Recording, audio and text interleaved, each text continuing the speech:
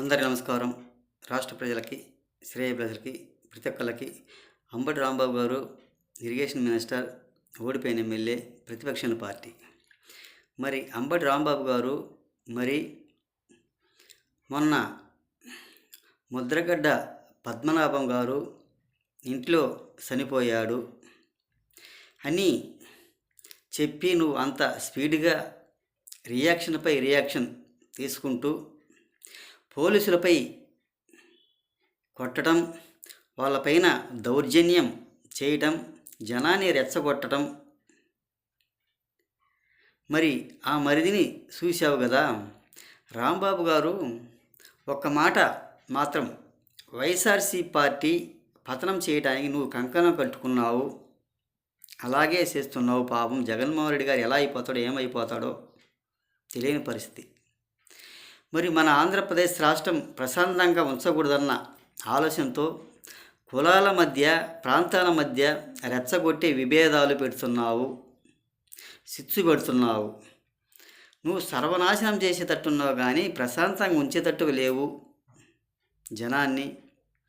పోలీసులపై అంత దౌర్జన్యం చేయవలసిన అవసరం ఏమి? ఎందుకు ఆ రకంగా గెంటుతున్నావు? ఎందుకు చేస్తున్నావు? ఒక్కసారి చెప్పండి.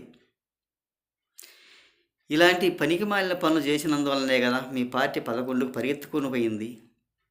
అంబటి రాంబాబు గారు, నీ కర్మ నీకే రిటర్న్ చేస్తుంది. ఒక్కసారి ఆలోచించండి.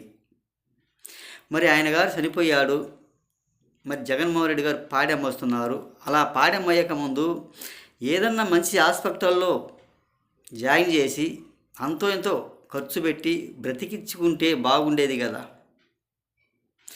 ఇది సానుభూతి ప్రకారం చనిపోయినాక వెళ్ళి ఇలా సానుభూతి ప్రకటించడానికి కానీ శవం దగ్గర రాష్ట్రంలో ఉపయోగపడే పనులు ఏం చేయలేదు. ఆయనకు మంచి కూడా ఏం చేయలేదు. ఆయనకు మంచి చేసి ఉంటే ఆయన బతికేవాడే కదా.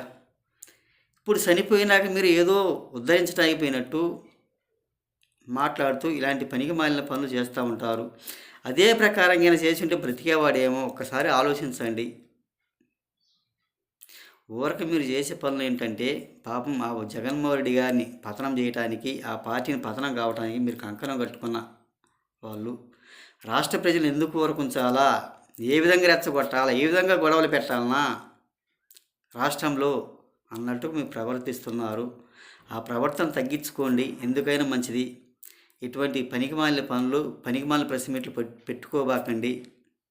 మీరు దౌర్జన్యాలు ఆపండి. దౌర్జన్యం అనేది చేయబాకండి. ఏది ఏమైనా అలా చేయటం మంచిది కాదు. మీరు ఎంత స్పీడ్గా అంతే అంత స్పీడ్గా వెళ్ళేవారు. ఎలా చేస్తున్నారు, ఏ విధంగా చేస్తున్నారు ఒకసారి రాష్ట్ర ప్రజలు మొత్తం చూసే ఉంటారు అని తెలియజేస్తూ, ఇటువంటి పనికిమాలిన పనులు చేయవలసిన అవసరం లేదు రాంబాబు గారు. ఒక్కసారి ఆలోచించుకోండి. ప్రతి ఒక్కళ్ళకి హృదయపూర్వక ధన్యవాదాలు.